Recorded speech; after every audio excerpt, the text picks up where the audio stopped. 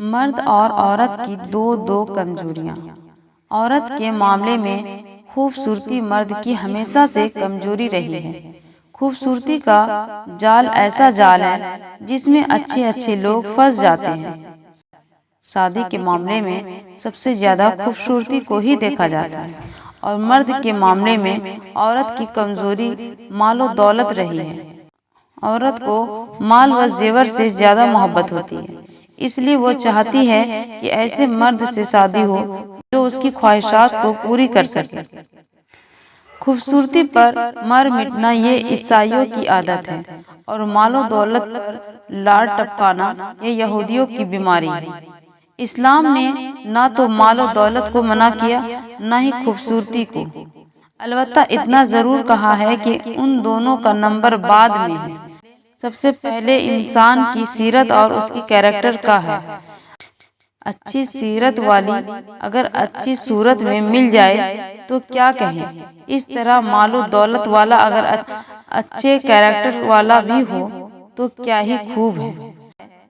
البتہ ایک مرد ہے تو غریب لیکن ہے اچھے سیرت والا، دیندار، تو یہ اس آدمی سے 1000 گنا بہتر ہے جو مال و دولت والا تو ہے لیکن ہے بد کردار، بد دین۔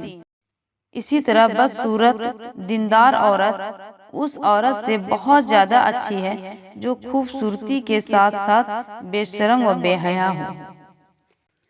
ازدواجی زندگی کا حسین تصور۔ قرآن پاک نے میاں بیوی کے بارے میں جو تصور دیا ہے وہ آج تک کوئی دوسرا معاشرہ پیش نہیں کر سکا۔ قرآن پاک نے میاں بیوی کے بارے میں کہا، وہ تمہارا لباس ہے اور تم ان کا لباس ہو۔ لباس سے تسلیہ دینے میں حکمتیں ہیں۔ ایک یہ کہ لباس سے انسان کو زینت ملتی ہے، لباس سے ان کے عیب چھپتے ہیں، اور دوسری بات یہ کہ انسان کے جسم کے سب سے زیادہ قریب اس کا لباس ہوتا ہے۔ تو بیوی کو خاوند کے لیے لباس کہا اور خاوند کو بیوی کے لیے لباس کہا کہ اب تم دونوں ایک دوسرے کے اتنے قریب ہو جتنا قریب لباس ہوا کرتا ہے۔ آپ بتائیے، قریب کا اس سے بہتر تصور کوئی دوسرا پیش کر سکتا ہے؟ ایک محفل میں کسی نے کہا کہ عورت پاؤں کی جوتی کے برابر ہوتی ہے۔ وہیں ایک بابا جی بیٹھے تھے، کہنے لگے، تم نے صحیح کہا، عورت جوتی کے مانند ہے اس شخص کے لیے جو خود پاؤں کے مانند ہے، مگر عورت تاج کے مانند بھی ہو سکتی ہے اس شخص کے لیے جو خود کو بادشاہ کے مانند سمجھتا ہو۔ بیوی سے بڑھ کر دنیا میں کوئی دوست نہیں ہوتا۔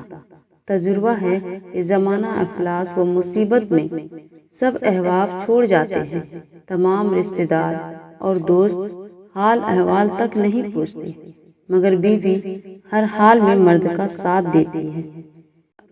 بیماری کی حالت میں جو راحت بیوی سے ملتی ہے وہ کسی اور رشتہ دار سے نہیں ملتی۔